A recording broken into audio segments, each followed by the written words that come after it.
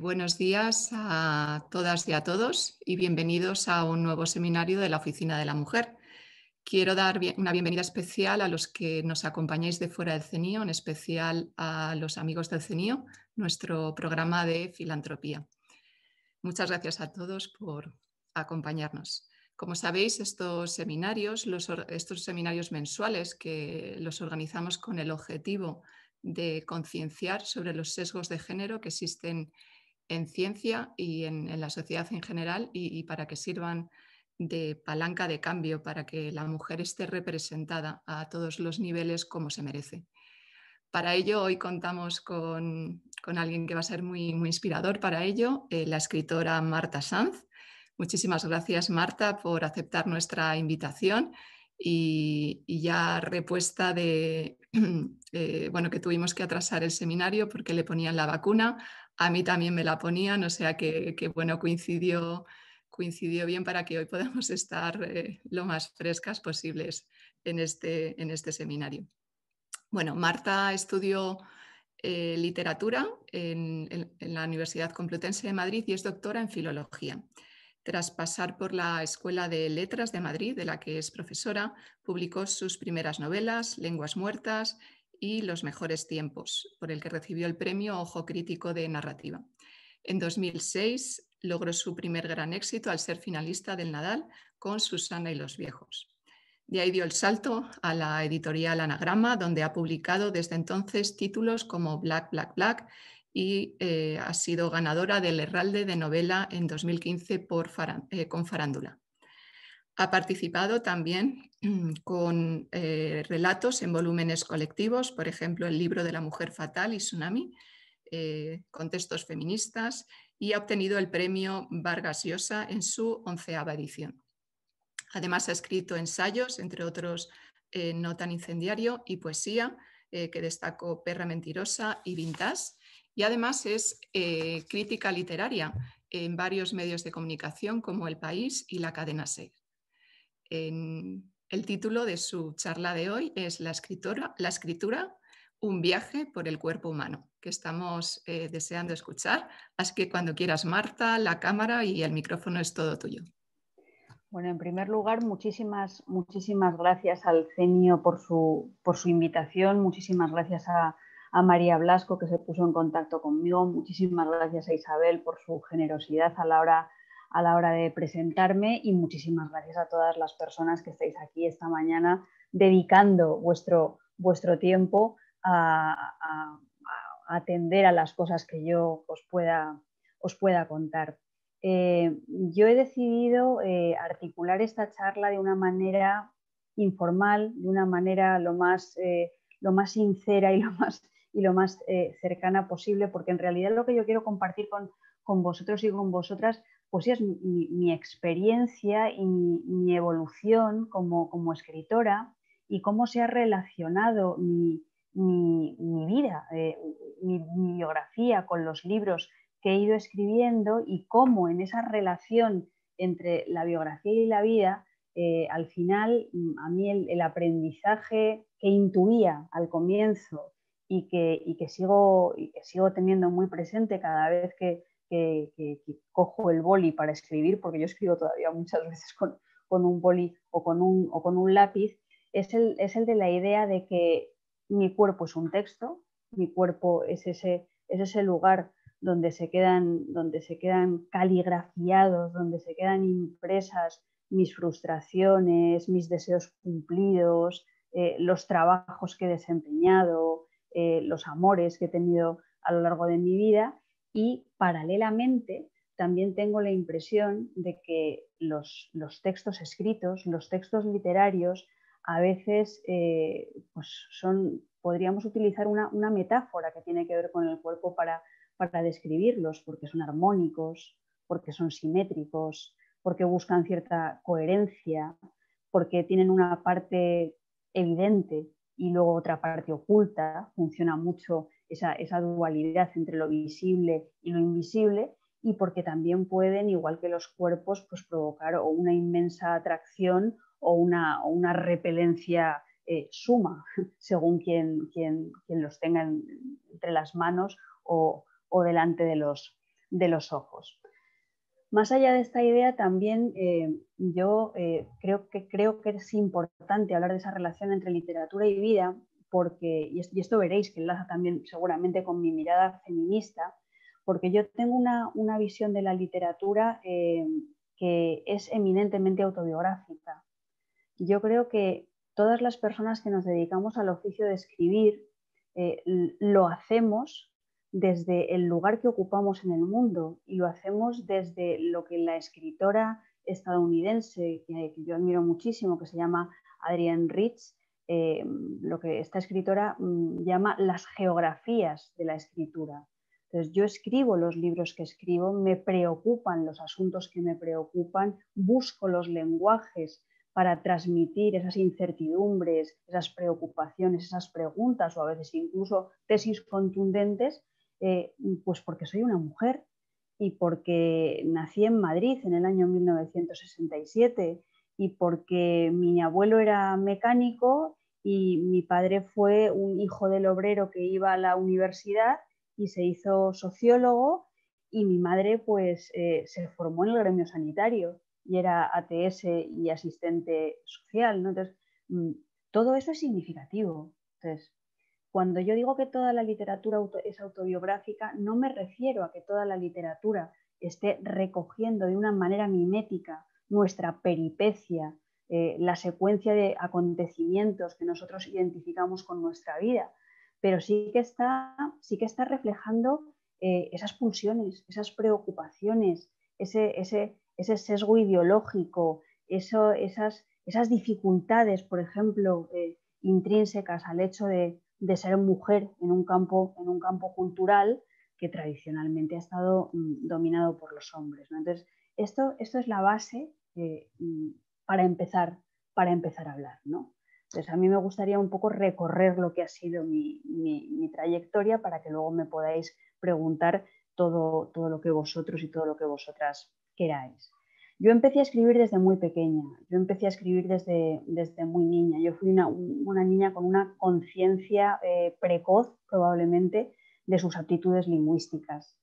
A mí me encantaba escribir listas, como si fuera Perec, listas de nombres que me sonaban armoniosos, que me parecían bonitos, listas de cosas que quería hacer. Escribía los juegos a los que iba a jugar. Y escribía poemas también. Mi primer poema, y esto lo he contado muchas veces, pero porque me hace mucha ilusión y me parece muy gracioso, y es mi historia y entonces la puedo repetir si quiero. Mi primer poema está datado del año 1972, lo encontré en un cajón en la cómoda de mi madre junto con una cajita, y esto sí que es siniestro y propio del género de terror, en la que ella tenía guardados mis dientes de leche. Bueno, pues al lado de esos dientes de leche encontré un poema datado en 1972 que se titulaba Valentina, tienes nombre de traidora. Ahí luego aprendí, reflexionando sobre ese poema, cuando fui más mayor, lo que era la teoría de la intertextualidad. En ese momento había un programa en la tele que eran los chiripitifláuticos y Valentina debía ser mi ídolo por aquel entonces. Entonces mezclé a Valentina con las lecturas lorquianas de mis padres y salió aquel Valentina, tienes nombre de traidora, ¿no? Luego en el colegio, pues yo era la típica niña que disfrutaba con las redacciones de vuelta de las vacaciones. Cuéntanos tus vacaciones. Bueno, pues yo todos los años contaba mis vacaciones, esperaba el momento de llegar al colegio para contar mis vacaciones y luego para mí era fascinante el asunto de los comentarios de textos, que era cómo hacer la disección de una rana, pero en lugar de ser una rana, pues era un texto y veías allí todas las figuras retóricas que lo adornaban.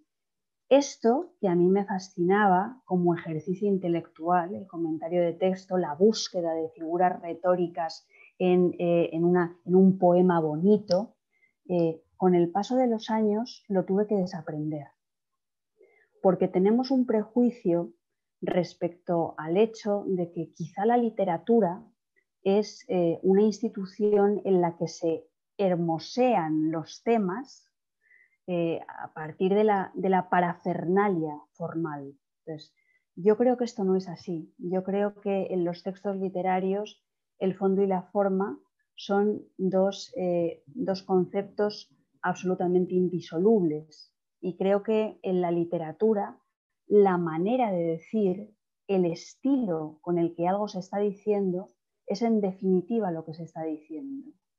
Nosotros, nosotras podemos tener delante un paisaje y describirlo con una serie de palabras, y en la búsqueda de esas palabras, en la búsqueda de esas metáforas, en la búsqueda de la textura y el estilo lingüístico, es en el momento en el que el paisaje se transforma, y se transforma desde un punto de vista subjetivo e ideológico que después cada lector o cada lectora se apropia en función de lo que se llaman los mimbres de su urlimbre lectora, en función de su propia experiencia, en función de su propia biografía, en función de sus propias convicciones religiosas, políticas, en función de sus lecturas previas, ¿no? Entonces, toda esa retícula personal hace que nos podamos apropiar de los textos de los demás, pero a partir de la sugerencia del lenguaje. Eso es lo que separa, o sea, lo que diferencia, yo creo, los lenguajes artísticos de otro tipo de lenguajes que pueden tener un sesgo divulgativo o que pueden tener un sesgo impositivo. En la lengua literaria, en los lenguajes artísticos, lo importante es la sugerencia que podemos transmitir a través de los estilos, ¿no? Esos estilos que hacen que la realidad se ponga de pie, se levante en cada página, y para cada lector y para cada lectora de una manera diferente. Entonces, por eso yo pienso que cuando a veces enseñamos a las niñas y a los niños a hacer comentarios de texto donde separamos el fondo y la forma, pues los estamos confundiendo. Porque al fin y al cabo eso, la literatura es un modo de representación. Y lo que importa es la manera de representar, que al final es la que, inspirándose en motivos de la realidad e inspirándose en motivos de la propia literatura que configuran la realidad, pues termina construyendo realidad. Entonces, ese es un poco el momento de reflexión literaria al que yo he llegado.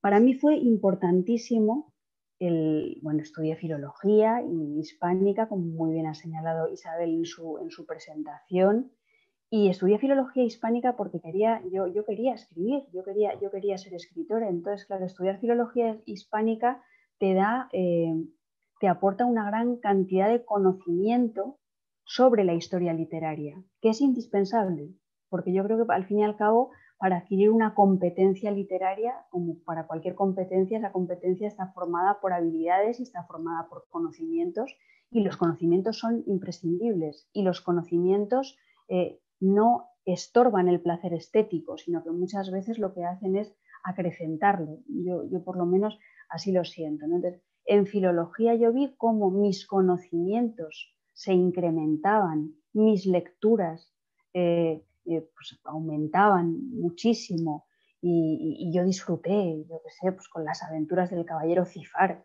que si no, no hubieran llegado a mí de ninguna otra manera, y disfruté con los desengaños amorosos de María de Zayas, y disfruté con muchas cosas que leí a lo largo de esos años.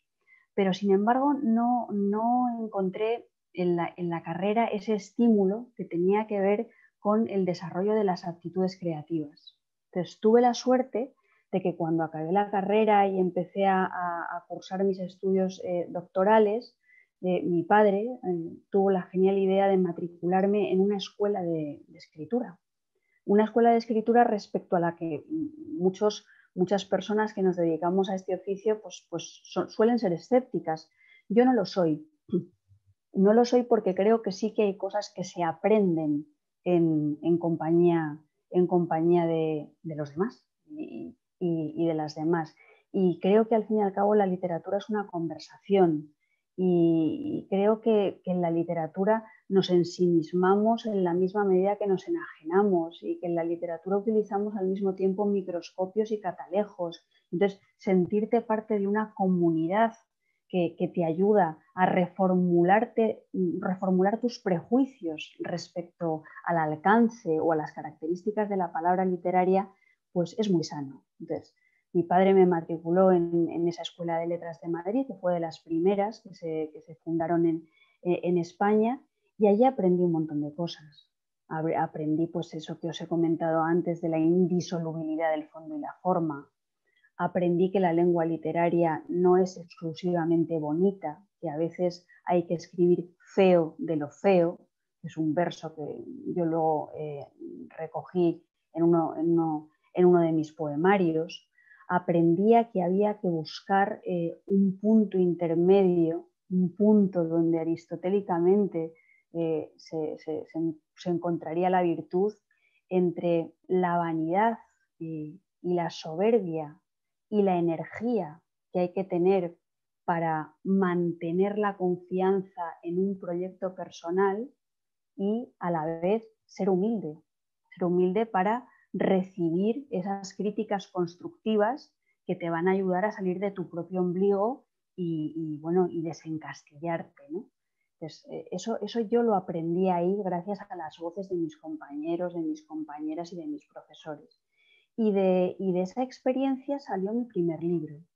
De esa experiencia salió mi primer libro, que era un libro que se titulaba El frío, que era como mi proyecto de fin de curso. ¿Con qué elementos escribí yo el frío? Bueno, pues yo escribí el frío para curarme. Yo escribí el frío para curarme y vuelvo otra vez a esas metáforas que tienen que ver con el cuerpo de una relación amorosa que ahora llamaríamos tóxica. En el año 93, 95, las relaciones no se llamaban todavía tóxicas, creo recordar, pero yo viví una relación amorosa tremendamente tóxica en la que me sentí pues, abandonada, me sentí fatal y entonces hago parodia, pero en esta parodia hay algo que tiene que ver con la exageración y algo que tiene que ver con la realidad. Bueno, pues yo cuando esta relación terminó, porque me dejó el chico con el que llevaba durante muchos años, yo pensé, ¿qué hago? ¿Me tiro por la ventana o escribo un libro? Y decidí escribir un libro. Decidí escribir un libro que fue El frío, que es un libro que nace del impulso de venganza. Cuando se dice que la literatura siempre está relacionada con los buenos sentimientos, cuando se dice que la literatura siempre nos hace mejores, más sabios, más bondadosos y más bellos, creo que esta idea deberíamos ponerla en cuarentena. Hay muchas veces que hay libros en esa necesidad de los escritores y de las escritoras de salvarse de sus propios demonios, nacen de los pensamientos y de los sentimientos más oscuros. Y hay libros que llegan a los receptores y en esa reformulación de los prejuicios que provoca la buena literatura, en esa idea kafkiana de que los buenos libros actúan como el barco rompehielos en la superficie de un mar helado, pues hay veces que en esa reformulación de los prejuicios no salimos bien parados. Los buenos libros son los que no nos hacen permanecer indiferentes, no salimos de ellos igual que entramos, pero eso no significa que siempre sea para bien, a veces es para mal. Hay personas que en ese ejercicio de la lucidez descubren cosas de sí mismas que no son agradables. Aunque al final quiero tener la esperanza de que después de ese ejercicio de lucidez desagradable podemos llegar a un estado razonable de felicidad. Bueno, yo escribí El frío, me libré de mis dolores, me libré de mis fantasmas, conseguí que la persona contra quien escribía, hay veces que se escribe contra. Hay una novela maravillosa de una escritora española no lo suficientemente reconocida que se llama Mercedes Soriano, que ya murió, que precisamente se titula Contra vosotros.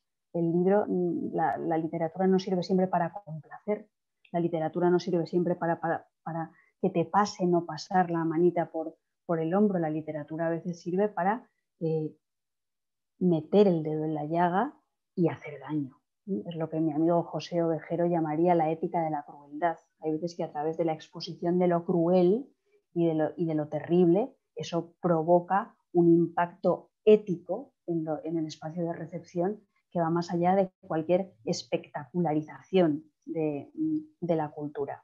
Bueno, pues mientras yo escribía El frío aprendí que escribiendo se aprende, que la literatura nace de un impulso comunicativo, pero que al mismo tiempo la escritura es una actividad epistemológica. Una de las cosas que yo aprendí mientras escribía El frío es que la planificación inicial de una novela surgen modificaciones permanentemente en el proceso de escribirla y que los puntos de partida de lo que tú quieres comunicar a los demás pues también se ven comprometidos. Yo, por ejemplo, aprendí que más allá de mi venganza y más allá de mi venganza cumplida, ese chico que me había dejado pues había hecho muy bien, porque yo tenía un concepto de las relaciones amorosas que he ido modificando afortunadamente con el paso del tiempo y con el paso de la vida, que era un concepto de las relaciones amorosas vampíricas, excluyentes, posesivas, y que podían haber acabado en una especie de anulación de la personalidad del otro, que no hubiera sido deseable en absoluto. Luego hay otros dos momentos de mi vida en los que yo utilizo la literatura, el arranque de los libros tiene que ver con una finalidad terapéutica y egoísta, aunque luego eso, claro, se reformula cuando tú te das cuenta de que tienes detrás unos interlocutores a los que mereces un respeto y que son los que te obligan a trabajar con los filtros del lenguaje de manera que tu magma emocional interior se objetivice en un libro a través de la manipulación del lenguaje que sea accesible para iniciar conversaciones en el espacio público. Los otros dos momentos en los que yo he utilizado la escritura como herramienta para salvarme de algo, pues un punto culminante fue Clavícula. En Clavícula yo empecé a escribir motivada por un dolor. A mí me dolía la clavícula. Me dolía la clavícula y ese dolor de la clavícula estaba asociado a muchos miedos. Estaba asociado al miedo a envejecer, al miedo a enfermar, al miedo a la crisis económica, al miedo a sentirme desasistida, al miedo a la orfandad, al miedo a la precariedad de los oficios culturales, al miedo a que mi marido me abandonara. Todos esos miedos al final confluían en ese dolor de mi clavícula que a mí me hizo entender mientras estaba escribiendo que yo era incapaz de separar mis dolores físicos de mis dolores psíquicos, de mis dolores sociales, y que esos dolores que confluían en ese vértice de la clavícula se acentuaban muy especialmente porque yo soy una mujer y porque las mujeres partimos de una situación de desventaja y vivimos en una contractura permanente y tenemos que utilizar de alguna manera la lengua del demonio para rebelarnos contra un canon que nos ha pensado, nos ha construido de una determinada manera, ha invadido incluso el territorio de nuestros deseos y en el que cuesta mucho mirar de otra manera, iniciar otros lenguajes. Yo muchas veces cuando se habla de la teoría de la cancelación, yo me pongo un poco nerviosa porque creo que no se trata de cancelar nada, creo que no se trata de censurar nada, que lo que hay que intentar es hacer el esfuerzo de enseñar a leer a la ciudadanía, enseñar las bases ideológicas en las que se sustentan los discursos culturales y cómo esos discursos culturales que hemos dicho que pueden hacer mucho daño, en la medida en la que pueden hacer mucho daño también pueden hacer mucho bien. Ahí es donde sí que me declaro optimista. Yo utilizo la palabra literaria porque creo que la palabra literaria tiene capacidad de construir la realidad y por lo tanto de intervenir en ella. Creo que la ficción es verdad, porque creo que la ficción se metaboliza, porque creo que la ficción termina formando parte de nuestro cuerpo, termina formando parte de nuestros valores, termina formando parte de nuestra visión del mundo. Y por eso escribo, porque soy una mujer con una mirada pesimista sobre la realidad en la que vivo, pero tengo ese ápice de optimismo que me hace pensar en lo artístico y en lo literario como un ariete para cambiar las cosas, ¿no? Entonces, esto os lo cuento a propósito de Clavícula, porque creo que estos aprendizajes me llegaron mientras yo escribía este libro tan íntimo, tan personal y aparentemente tan intransferible.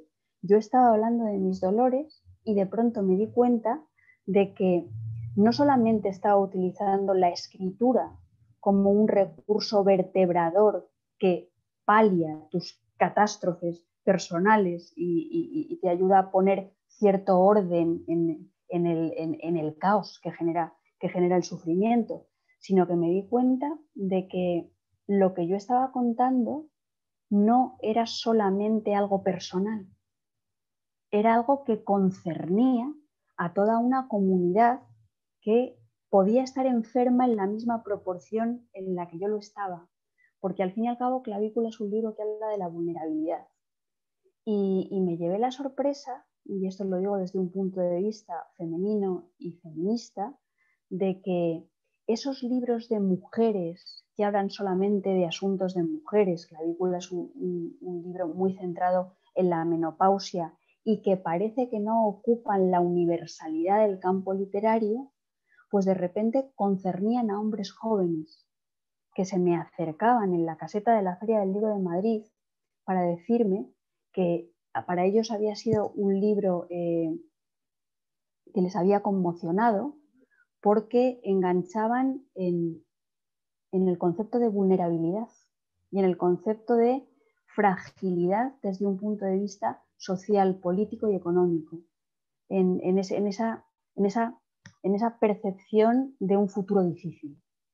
Entonces, para mí fue un libro importantísimo porque ya os digo, me di cuenta de cómo se estaba operando el salto de lo personal a lo político, este mantra que ahora no se nos cae de la boca y con razón, y también me di cuenta de que la literatura autobiográfica, tanto la que utiliza las máscaras de la ficción para reflejar las incertidumbres de la propia vida, como la que utiliza la primera persona aparentemente desnuda, se podía convertir en un género político. Y a mí me interesa la literatura política. Y además se podía convertir en un género político que de algún modo estuviera desdiciendo todos esos prejuicios que nos inoculó una moral nacional católica respecto a la soberbia de las literaturas del yo, respecto a la modestia de vida, respecto a la sumisión, respecto al agacharse. Entonces, eso, tanto desde un punto de vista retórico como desde un punto de vista literario, como desde el punto de vista de que soy una mujer que escribe, me hace reivindicar mucho los géneros autobiográficos. Los géneros autobiográficos en los que, insisto, creo que se encarna muy bien esa idea de que lo personal es político. El tercer libro que yo creo que une el frío con Clavícula es Parte de mí, que es el último libro que yo he publicado y del que ahora os voy a hablar un poco, ¿no? Parte de mí es un libro que surge durante la pandemia. Es un libro que funciona, yo creo, otra vez como un diario de pandemia. Y es un libro que además, para mí, simboliza la teoría de los cuidados. Y quiero explicaros esto un poco mejor porque me parece importante. Yo, en el momento de la pandemia, y creo que esto lo he comentado en algún instante con María, yo había sacado un libro que era Pequeñas Mujeres Rojas, que salió el día 3 de marzo y nos confinaron el día 14 de marzo. Entonces, yo estaba en mi casa y yo me sentía como un colibrí enjaulado y absolutamente nervioso y histérico, ¿no? Y tenía muchos motivos para estar tan nerviosa. Por una parte, a mí todo lo que tenía que ver con la enfermedad me estaba afectando mucho, estaba muy preocupada por mis padres, estaba muy preocupada por todas las personas de mi familia que son médicos, que son médicas, enfermeras, enfermeros, estaba preocupada por mi propia salud, me aterraba esa visión de la ciudad que un poco me recordaba a las playas en el momento previo al tsunami, era como si fuera a explotar algo terrible, me venían a la cabeza esas visiones de las pistas de hielo reconvertidas en morgue, y al mismo tiempo pensaba en mi libro, pensaba en mis pequeñas mujeres rojas, que la portada son unas amapolas, que se estaban muriendo en las librerías, estaban allí hechizadas como la Bella Durmiente. Entonces, un amigo poeta, Jaime Priede, que es el director de la Feria del Libro de Gijón, me dijo: Marta, te tienes que hacer de una red social, te tienes que hacer de Instagram, tienes que hacer directos por Instagram, tienes que conectar con las bibliotecas públicas de Gijón, de Barcelona, de Andalucía, para hablar de pequeñas mujeres rojas. Y entonces yo así lo hice. Yo nunca había estado en una red social porque tenía muchas reticencias, ¿sí? Porque yo soy una persona que ahora valora lo que nos han dado las redes sociales en estos momentos de confinamiento, pero por otra parte creo que seríamos muy papanatas si no nos diéramos cuenta de que también hay ritmos de pensamiento que se están acortando, maneras de argumentar que se están desechando y para las que la literatura es precisamente un espacio de resistencia porque nos enseña a leer por debajo. Yo era reticente también al uso de las redes por la velocidad impuesta, por la confusión que se produce a veces entre el conocimiento y la opinión, por esa acepción de la política que enlaza con una frescura que a veces es simplemente visceralidad y que reduce lo político a eslogan y que nos lleva un poco a hablar de ese concepto de posverdad que es tan peligroso, creo que para el mundo en el que estamos viviendo. Entonces, yo era muy reticente, pero superé mis reticencias por la supervivencia de un libro que a mí me importaba mucho y porque también yo necesitaba tender redes. Si para mí la literatura es una conversación y de repente veo que todas mis conversaciones o una gran mayoría de mis conversaciones se acaban, pues yo necesitaba que un hilo partiera de mí, y de hecho parte de mí comienza con el costurero de mi abuela Juanita, con la foto del costurero de mi abuela Juanita, y yo tendí ese hilo hacia los demás. Y poco a poco los directos de Instagram se transformaron en otra cosa. Se transformaron en una serie de posts, se llaman así, posts, que para mí fueron un diario de pandemia.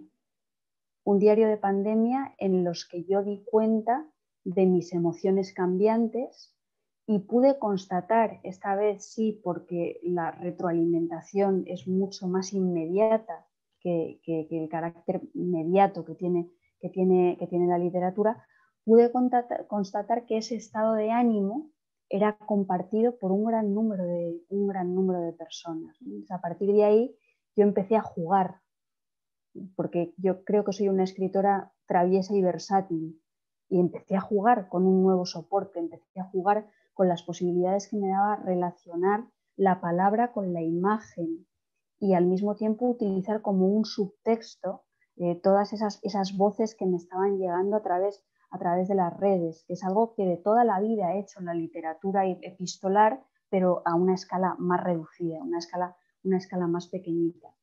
Y formando parte de ese juego, pues empecé a hacer un poco parodia de los propios lenguajes de Instagram, de esa fotogenia forzada, de esa necesidad de hermosear el mundo a toda costa, de esa especie de confusión entre la alegría y la blandenguería o la ñoñería, ¿no? Entonces, ahí quedó parte de mí, que es este último libro que yo he publicado y que actúa, y ahí viene lo de la teoría de los cuidados, actúa como una cápsula protectora, actúa como una crisálida que envolvió durante todos estos tiempos tan difíciles pequeñas mujeres rojas.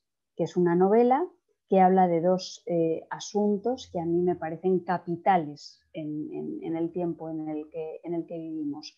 Por una parte, habla del resurgimiento de una ultraderecha que creo que sintoniza con las visiones más reaccionarias de un franquismo cuyas heridas todavía creo que no han sido cerradas, y que por otra parte también sintoniza con un neoliberalismo basado en eso que llamamos la posverdad, que no deja de ser una forma de la mentira y que identificamos, aún todavía le ponemos la cara de Donald Trump, ¿no? Entonces, en Pequeñas Mujeres Rojas se habla de esto, se habla del cuerpo de los desaparecidos y de las desaparecidas en las guerras, los cuerpos de las personas que están enterradas en fosas comunes aún sin identificar, y ese cuerpo maltratado, ese cuerpo vejado, ese cuerpo violentado se vincula con la sistemática violencia que se ejerce en contra del cuerpo de las mujeres.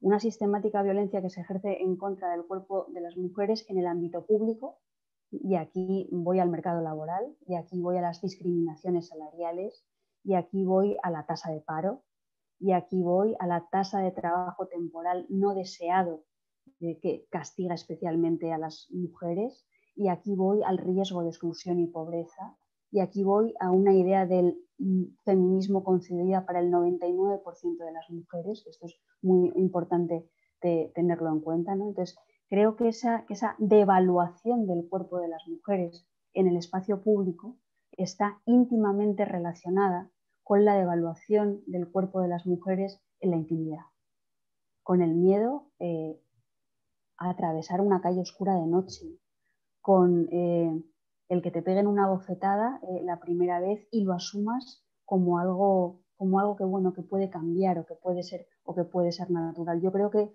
los feminicidios están absolutamente relacionados con una violencia sistémica que afecta de manera muy, muy especial a las mujeres. Esto lo cuento en Pequeñas Mujeres Rojas y lo paso por el filtro de una preocupación lingüística que yo creo que recorre pues todos los libros que he escrito a lo largo de mi vida.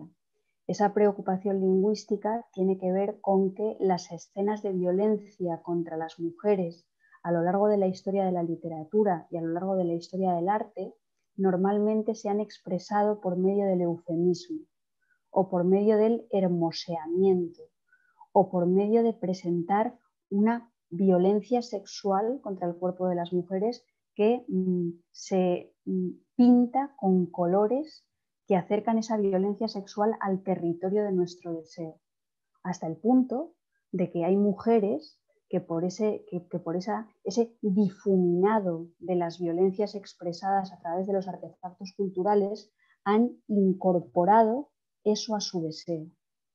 Pienso, por ejemplo, en las representaciones de Susana y los viejos que podemos encontrarnos en montones de museos de todo el mundo. Pienso en las películas de la época del Destape que se hacían a través de los códigos del fantaterror español. Yo el asunto de Susana y los viejos lo traté en una novela que se llama Susana y los viejos, y el asunto del fantaterror que presentaba los cuerpos de las mujeres vejados y maltratados y destripados y los convertía en un objeto de deseo, lo planteé en otra novela que se titulaba Daniela Astor y la caja negra. Entonces, para mí en Pequeñas Mujeres Rojas era absolutamente prioritario e insisto, creo que es uno de los ejes vertebradores de toda mi literatura, utilizar un lenguaje en el que consigue que la violencia contra el cuerpo de las mujeres no sea ni atractiva ni deseable. Y de hecho, el cuerpo de la mujer se escamotea y se dice en una serie de páginas: con la descripción del artefacto es suficiente, con la descripción del artefacto es suficiente.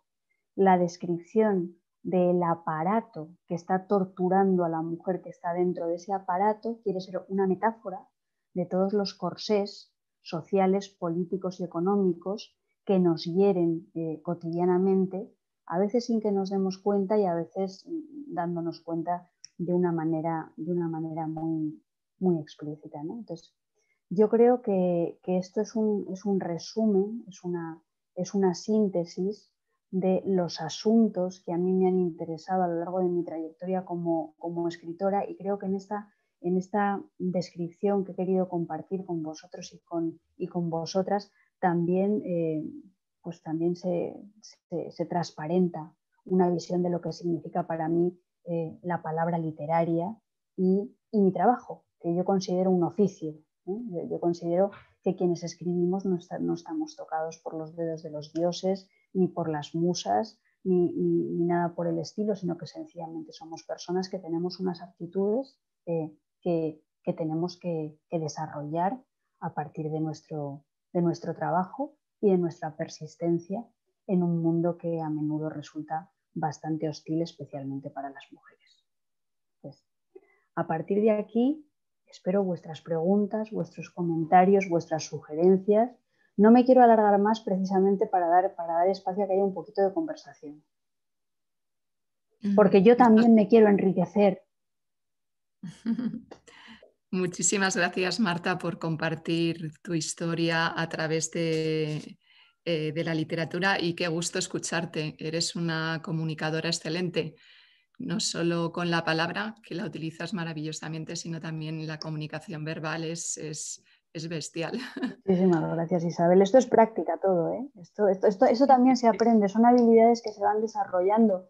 Yo era una persona muy tímida y muy titubeante, esto es de verdad.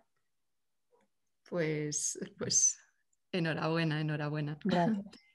Pues nada, ahora vamos a dar paso a las preguntas.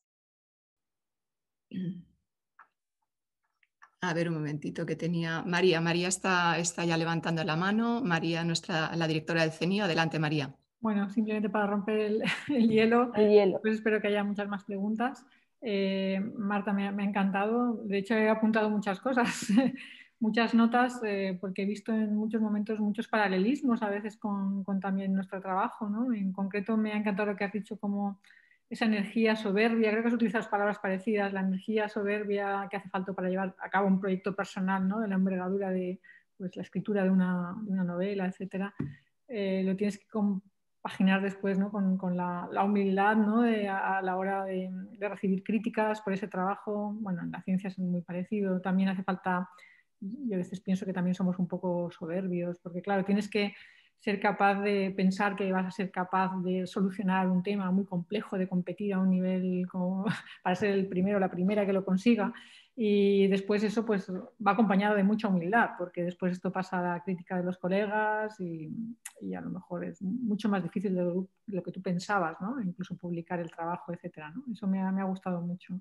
Me gustan esos... bueno, me ha encantado la manera de expresarte, obviamente es tu trabajo, eres escritora, pero bueno, también la forma, ¿no? Me ha gustado mucho lo que has dicho, que de la escritura se aprende, es decir, que el propio proceso de escritura es algo que hace que aprendas, y yo creo que esto también aplica en el caso de la literatura científica, que por supuesto no tiene la creatividad de lo que tú haces, pero muchas veces cuando escribimos el trabajo para comunicar los resultados, eso te produce ideas, ¿no? Te produce ideas sobre otras cosas que podrías hacer, se te ocurren experimentos, se te ocurren nuevas cosas, ¿no? Hay algo mágico, yo creo que en la escritura, que es estructurar el pensamiento, ¿no? Dándole una forma que ayuda mucho a la creatividad. Y nada, no tengo una pregunta concreta, más que nada en estos comentarios, y si quieres añadir algo. Mira, yo al hilo de tus comentarios, María, que te agradezco mucho, tú y yo coincidimos en un momento y ya nos dimos cuenta de que había muchos cordones umbilicales, por utilizar el lenguaje corporal que a mí me gustan, que unen la investigación científica con la creatividad literaria, y que hay que demoler, yo creo, muchas barreras y muchos prejuicios y muchos compartimentos estancos que nos empobrecen. Y, por ejemplo, toda la labor que tú me has explicado antes de esta charla, de las actividades que desarrolla el CENIO, que tienen que ver con el arte, que tienen que ver con la filosofía, pues a mí me parece que tenemos que estar en eso, ¿no? Los de ciencias, los de letras, ¿no? Eso me parece un empobrecimiento total. sí que es verdad que en estos procesos de investigación, porque yo también investigo a mi manera, investigo respecto a los límites del lenguaje, investigo respecto a cómo hay una cultura que está metida dentro de mi cuerpo, a la que no puedo renunciar, pero a la que le tengo que dar otra vuelta de tuerca si quiero que los relatos de las mujeres que aportan otro punto de vista pues puedan ser válidos y puedan convertirse en textos literarios. Pues estamos dándole vueltas a ese asunto.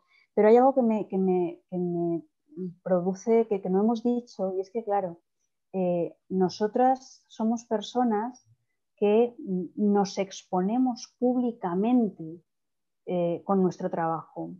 Y en nuestro trabajo, como somos personas honestas, yo quiero presuponer que somos personas honestas y trabajadoras, damos lo mejor de nosotras.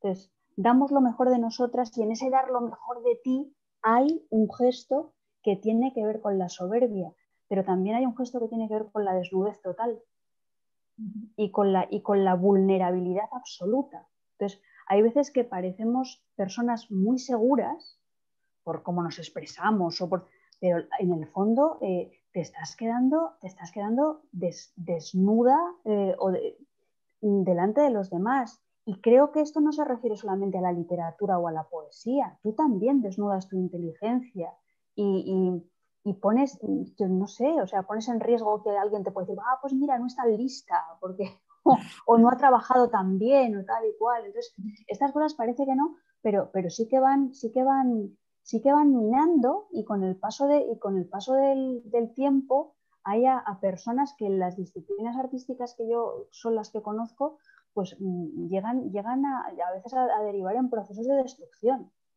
Entonces hay que ser también muy fuerte para, midiendo tu vulnerabilidad y tu grado de exposición pública, que todo eso no te destruya. Hay veces hay gente que muere de éxito y hay gente que muere de olvido.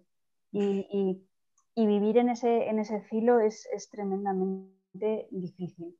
Luego, respecto al proceso, que esto no lo he terminado de comentar bien, de creación, de construcción. Fíjate, a mí me gusta más hablar de construcción, porque creo que cuando hablamos de creación, al hablar de arte o al hablar de literatura, estamos perpetuando una especie de prejuicio romántico que quita ese valor democrático y de conversación que yo creo que debería tener la palabra literaria. Entonces, a mí me gusta decir que yo construyo novelas, que yo construyo poemas, ni los creo ni los produzco. No lo creo en el sentido de sacralización y no lo produzco en el sentido de que intento salirme un poco de la imposición del mercado que da lugar a un tipo de retóricas que yo intento contrapesar con el tipo de literatura que practico. Bueno, pues en el proceso de construir las novelas, yo siempre tengo un punto de partida. Tengo un punto de partida que yo qué sé, yo normalmente digo que hablo de las cosas que me duelen. Puede ser la clavícula o puede ser la situación de abandono de mi vecina anciana. También me duele, ¿no? Hay cosas que te duelen desde un punto de vista político, otras desde un punto de vista físico, y al final casi todo termina siendo lo mismo. Entonces, tengo ese punto de partida y luego me pongo a escribir y bueno, pues hay cosas estructurales que no cambian, pilares estructurales que no cambian, un punto de vista, una voz quizá, la articulación de una trama, pero hay cosas que van cambiando permanentemente porque además, claro, el estilo fluctúa y el estilo es orgánico y el estilo es vivo, y entonces tú te das cuenta de que con las palabras que estás utilizando estás modificando todos tus a prioris, y ahí es donde se produce el aprendizaje. Y luego al final, y esto es lo más duro, y a vosotros os pasará también porque me imagino que tenéis que testar vuestras investigaciones, lo más duro tiene que ver cuando revisas lo que has escrito con unos ojos que no tendrían que ser exactamente los tuyos, los que intentas mirar ese texto que has construido con desapego. Intentas mirarlo como si fuera el texto de otra persona, y eso cuesta una barbaridad. Esa aplicación del sentido autocrítico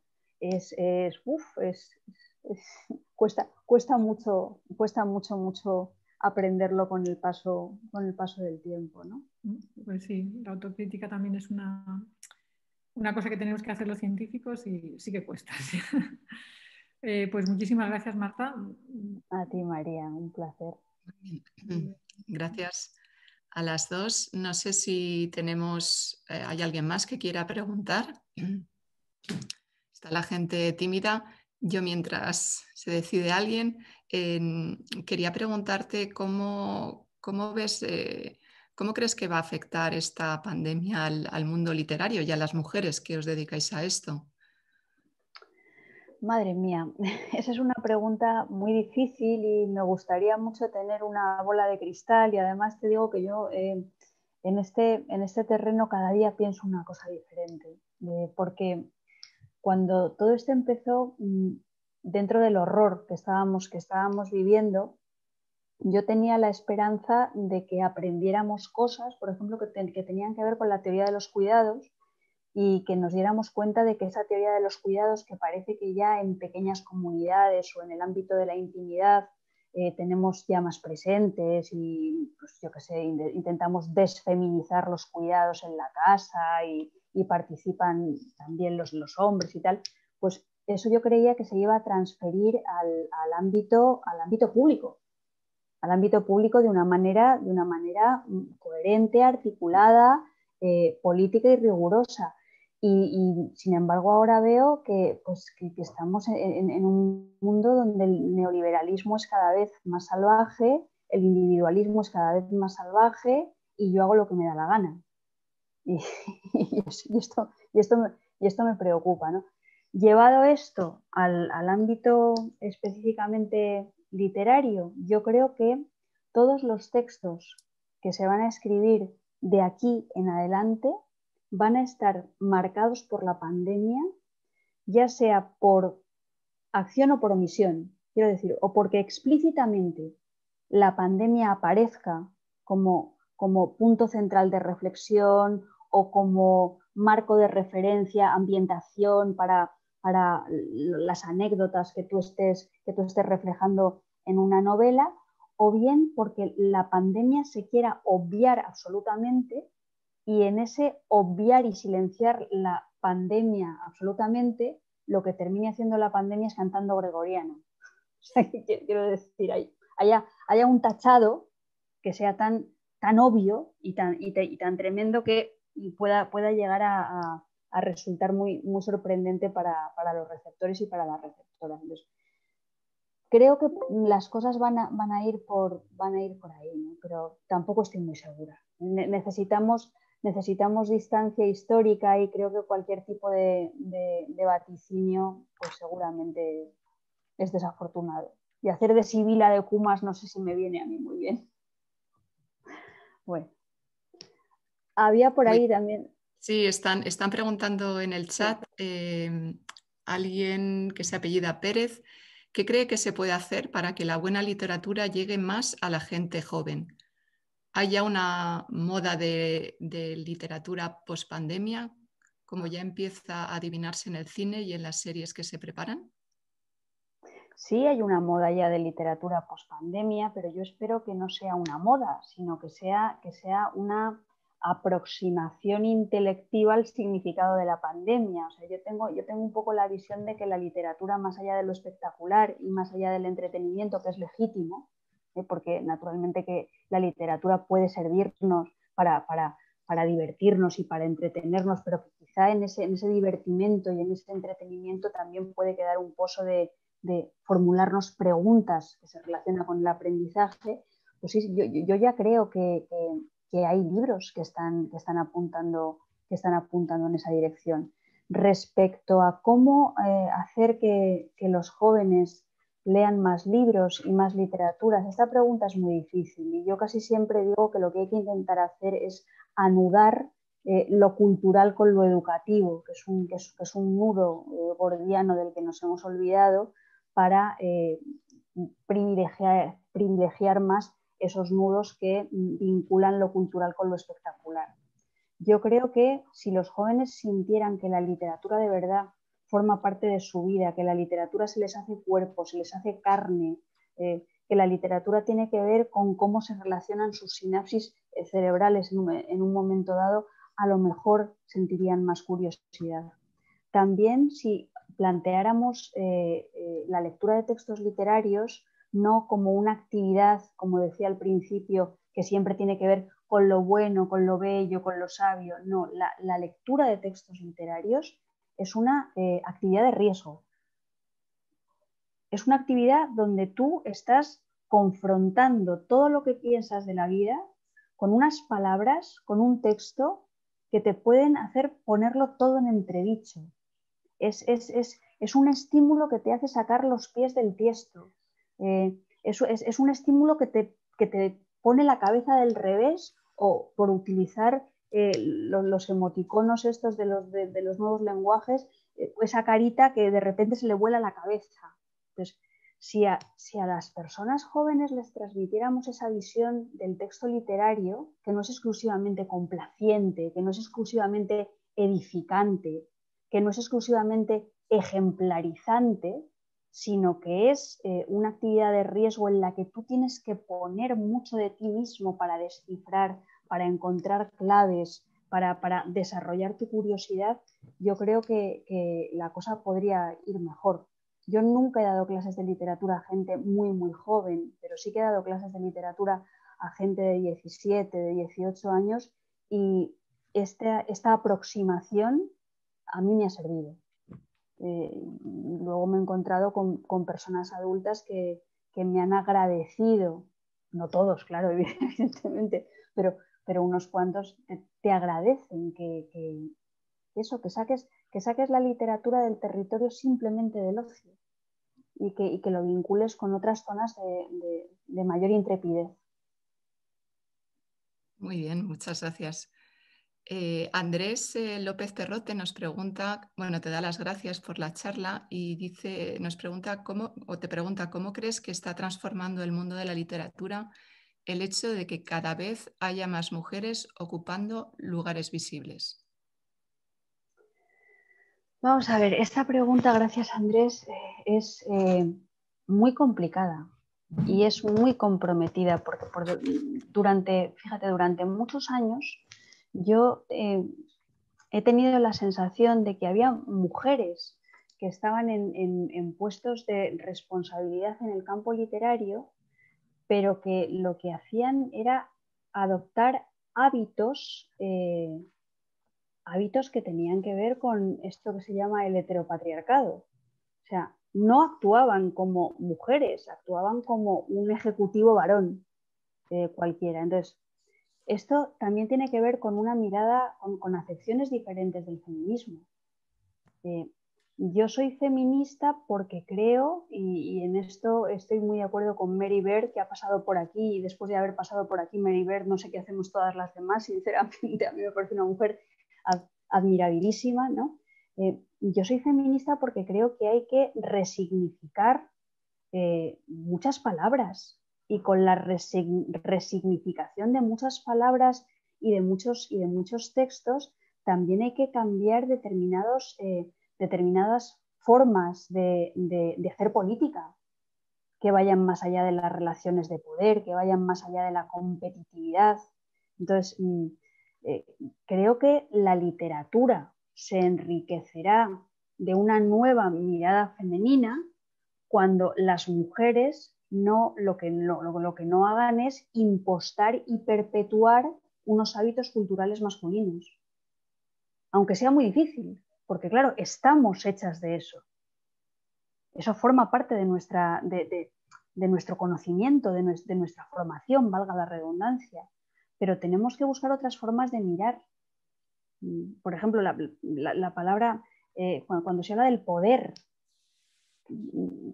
no sé, yo estaba muy esperanzada antes de la pandemia con los avances del feminismo, porque de verdad pensaba que a través de las nuevas miradas feministas y a través de los nuevos lenguajes del feminismo se podían cambiar cosas que tenían que ver con la ecología, con la clase, en general con la civilización en la que estábamos viviendo. Entonces, Si eso no cambia dentro del campo cultural, seguiremos igual, aunque arriba haya mujeres.